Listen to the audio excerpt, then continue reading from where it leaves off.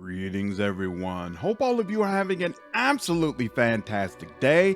Today kicked off with the Xbox Game Showcase, and I just want to say right up front, it was an absolutely fantastic time. Microsoft did an incredible job, way better than last year, and absolutely my hat's off to them.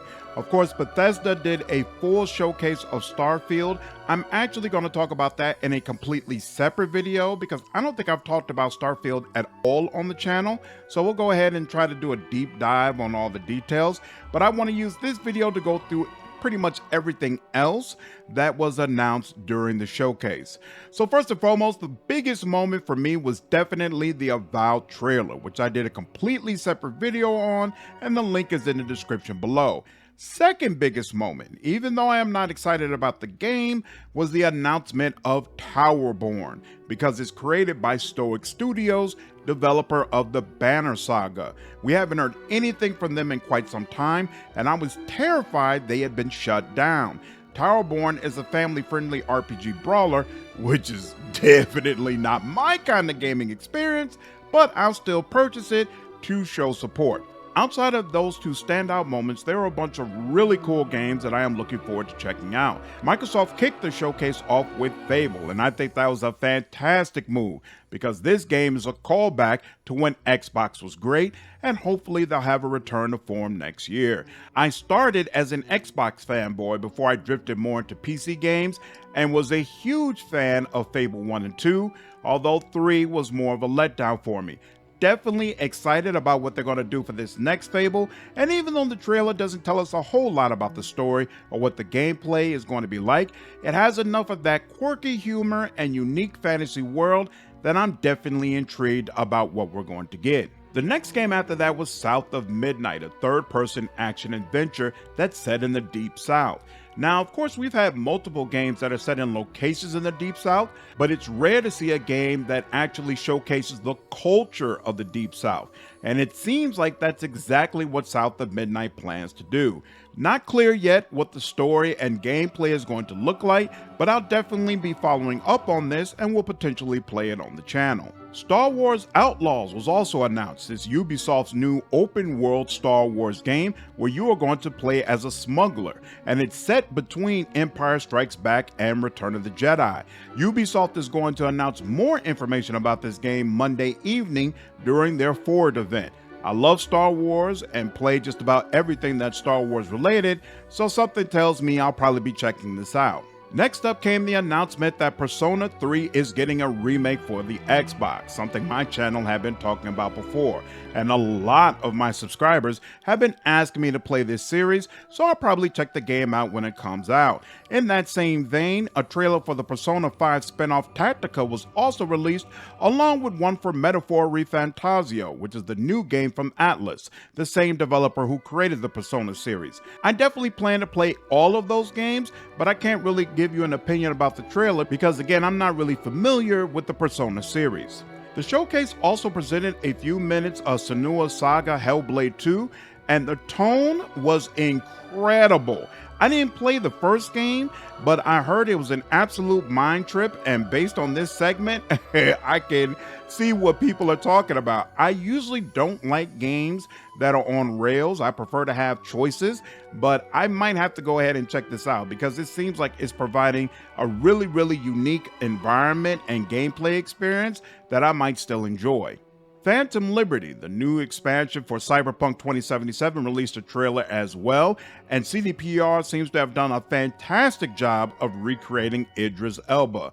I've looked at a couple of videos of people talking about their experience playing this, and they all seem to say that Idris Elba is also acting the hell out of his role. I'm definitely looking forward to experiencing this, but I'm actually going to wait until CDPR gives the last few patches to Cyberpunk and releases the final version of the game, and then on the channel I'm definitely going to do a full playthrough so we can kind of reflect and see what the final version looks like. inXile Games, the same developer who made Wasteland 3, has a new game coming out called Clockwork Revolution. To be honest, I'm not particularly excited about it. It's utilizing a time bending mechanic where basically you can go back into the past, change things, and then come back into the future, and then things will be different. We've seen this kind of mechanic in several games before, but at the end of the day, Wasteland 3 was absolutely incredible, and I've heard very good things about Wasteland 2, so inXile kind of has stock built up with me to the point that I'll play one of their games even if on the surface it doesn't really look like something I'm all that excited about, so I will be checking this out and keeping up with it. Those were all the games that I saw where I looked at them and said, this is probably something I'll end up playing. There were a bunch of other games where I felt like it was really cool, but not necessarily my cup of tea, but it might be something that fits in line with what you would like to play. 33 Immortals is a co-op roguelite that supports up to a staggering 33 players. I cannot wait to watch somebody's live stream who enjoys this type of game to see how in the heck you keep track of everything that is happening on the screen. The Dungeons of Hinterberg trailer has a really nice art style that showed off combat, platforming, and puzzle solving, but it's not clear that there's really a story, so it won't be on my list for now. Bank Robbery Simulator Payday 3 looked like something sure to please fans of previous entries. I've actually never played the series before. Sea of Thieves Monkey Island looks like absolute swashbuckling fun. A trailer for a game called Like a Dragon was released, and the entire thing was a guy standing naked on a beach. I don't know who this trailer is for, but I can only assume that there's somebody who saw it and said, oh yeah, this is absolutely the type of game that I want to play. There are games that simulate rock climbing, city building, and flying planes that were also showcased. Simulators aren't my thing, so the ones announced look cool, but I'll never play them. On that same note, I am not entertained by horror, and even if I was, it's not really clear what Still Wakes the Deep is about, so the trailer didn't excite me.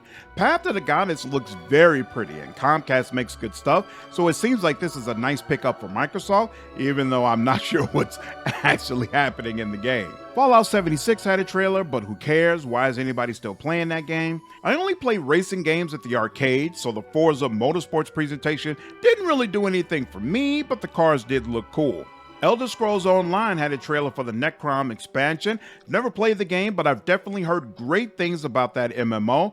And finally, Blizzard had the gall to release an Overwatch trailer for new content, which is absolutely baffling to me. The nerve, the absolute nerve. That wraps up all my thoughts regarding the showcase. Again, it was an absolutely fantastic time. Probably the best game showcase I've ever seen, being just straight up honest with you. And again, I'll release a separate video walking through Starfield and telling you my thoughts on the game thus far. Hope all of you enjoyed this video. Take care.